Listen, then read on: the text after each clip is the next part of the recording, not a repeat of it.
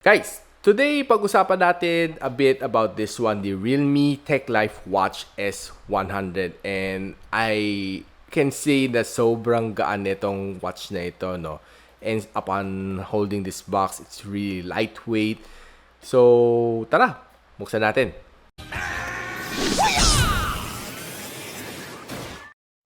So, hi guys, ako pala si Richmond ng Gadget, Sidekick, and welcome back to my channel. So, this is the realme Techlife Watch S100.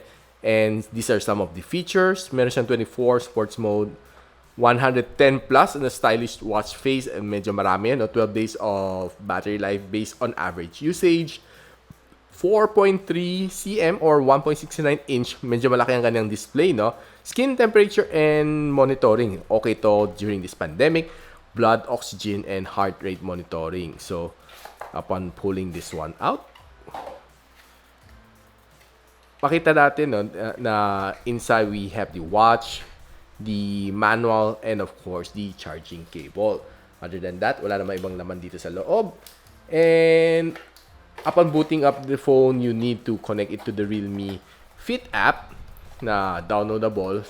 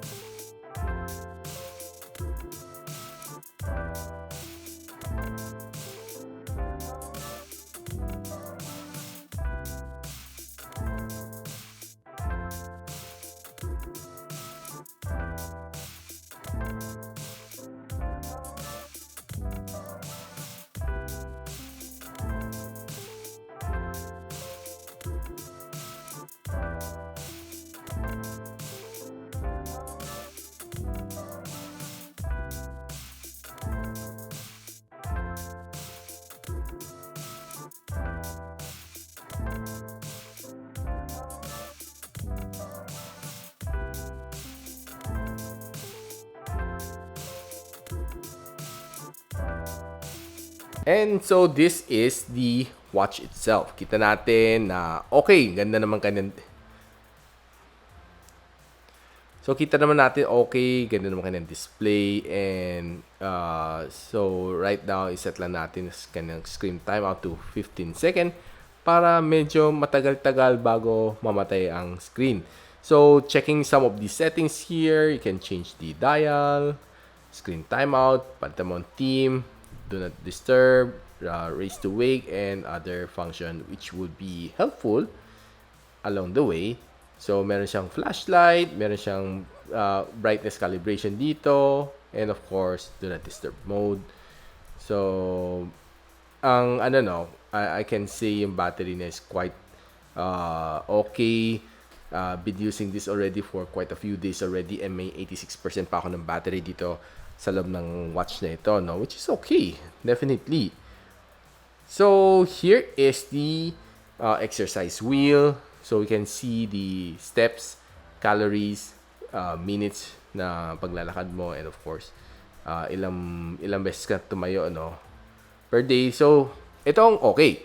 Skin temperature and body temperature, giving you yung exact temperature mo, or maybe at least estimate lang, to give you a preview of what your body is reacting. Kasi during this pandemic, we know na sobrang importante to, no? Checking your body temperature from time to time is definitely very important. So, this is yung sleep monitoring natin. We also have your heart rate monitoring. Ito yung ating weather report. And of course, connecting to your music player sa iyong phone. This is what it looks like. So, you can easily change your watch face. Long press ka lang sa screen. Pwede ka na magpalit ng yung mga iba-ibang watch face. There's a lot more sa realme na Fit app.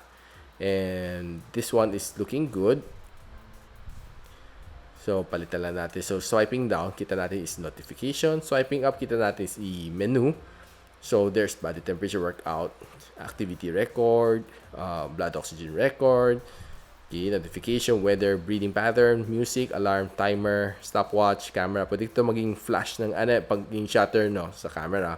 Flash, and find my phone and other settings. So, silipin lang natin yung 24 na workout mode. So, it's a outdoor run, outdoor cycle, jumping rope, badminton, table tennis, mountain hiking, outdoor walk, basketball. Then, of course, soccer, baseball, volleyball, cricket, rugby, hockey, dancing, spinning, yoga, sit-ups, indoor run, gymnastic, boating, jumping jack, and free training. So, those are mga workout modes na meron niya, no? So, basically, this watch, for me, it's very light. Masarap siyang suotin during workouts, and you can also casually wear this on your wrist to receive notification. It's nice. And definitely, okay na okay siya, no? I can feel yung strap niya dito.